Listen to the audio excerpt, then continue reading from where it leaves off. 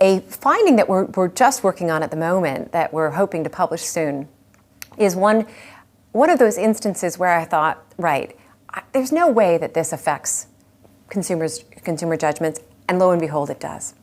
And this paper looks at the position of a price. So if you can imagine looking at an ad, and perhaps there's a television being promoted, and you've got some information about this television, and then of course there's a price that's listed on the ad, and it might be to the left or it might be to the right, right? And if you had asked me, does the position of the price matter, I probably would have said, no, I don't think so. And in fact, we looked at advertising practices across the board, across industries, and we looked at electronics retailers, we looked at discount retailers, and we found that they're pretty much all over the map in terms of how they promote price. Sometimes it's on the left, sometimes it's on the right, even within the same company. But we thought it would be interesting to look at this empirically and see if it made a difference. And what we found was that it does, otherwise I probably wouldn't be telling you the story. What we find is that we've got a default attentional system in the right hemisphere of our brains that controls attention.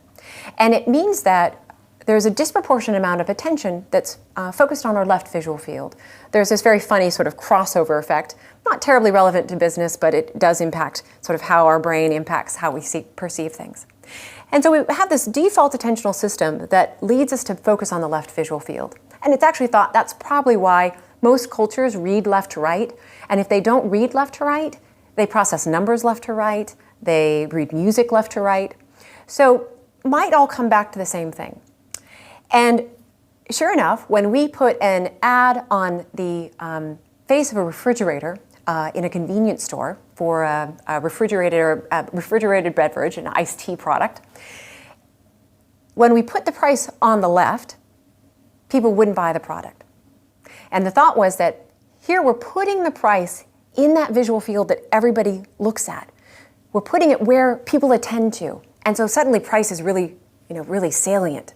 And you're sort of thinking, really, do I really need an iced tea? Gosh, it's gonna set me back, £1.50 or $1.50. And maybe I should just pass.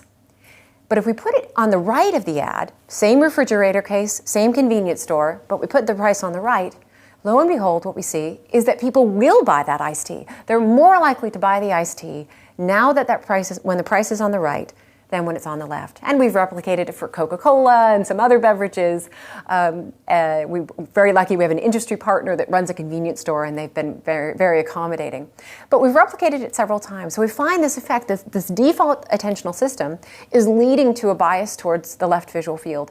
And sometimes that would be a good thing. Maybe for an image of your product, that would be a good thing. But when it's price information, that seems to be negative, that the consumer will undervalue the product, and they won't choose to buy the product, right? So some of the sales data that I just described reflect that.